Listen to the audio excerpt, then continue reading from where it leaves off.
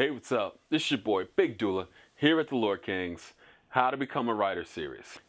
Last week, we talked about the different structures that you could use while you approach your writing. This week, we're going to talk about tone. We're going to talk about how is the best way to relay what you're trying to get across. Now, it might seem like I'm splitting hairs here, but it's really not. It's really different than last week's episode. So we have, in the World War Z book, they wrote an entire book that told a narrative from chapter to chapter without, well, you had some characters that did repeat in the chapters, but basically every chapter, the next chapter was from a different perspective, a different angle. But throughout the entire book, it told a story. That's a style. That's a different type of style. Then you have books in which it's third person.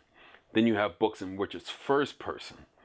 Now, and then you have books in which it's dual third persons. I just got finished with the Expanse books.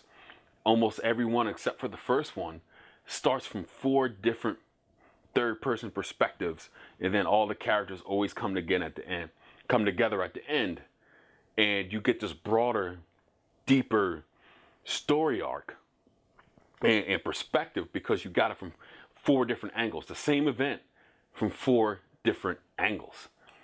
So what I'm suggesting that you start doing and how you develop yourself is create an event. Then write 4 different one-pagers from 4 different perspectives.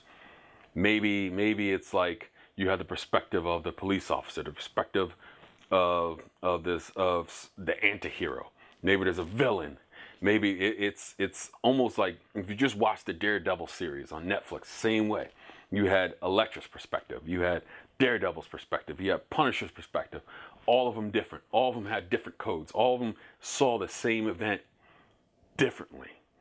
So it's start writing and start experimenting with that in your own head. It'll help you develop your characters better, even if you keep it from one perspective, even if it's from first person. You'll start developing how you'll see people with different codes react to the same event because they see it differently. They see it through different lenses. This will help you. This will help you grow. This will help you develop a style before the book is even written. I can't explain how difficult that World War Z book probably was to write and how great it was after I was done with it. And the same with some of the Expanse books. But that's not to take anything away from books that only come from one perspective. Books that come from one perspective, some of them are absolutely amazing as well.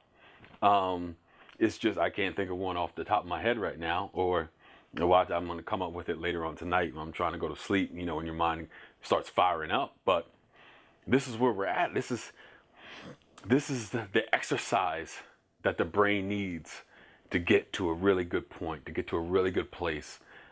This is, running laps. This is doing push-ups. This is doing sit-ups. This is how we get our brain to become that writing athlete that we want it to be that dominant writing athlete that we need it to be. This is what we need from it, okay? It's your boy, Big Doula. Keep dreaming, dream forever. Dream forever. You can do it, become a writer, get your works out there, have people read it, have everything happen for you.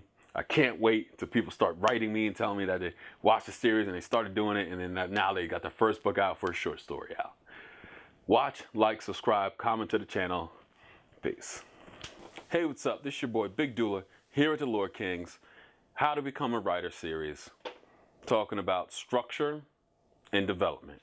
Now, what do I mean by structure and development? What does that mean to you as you try to become a writer?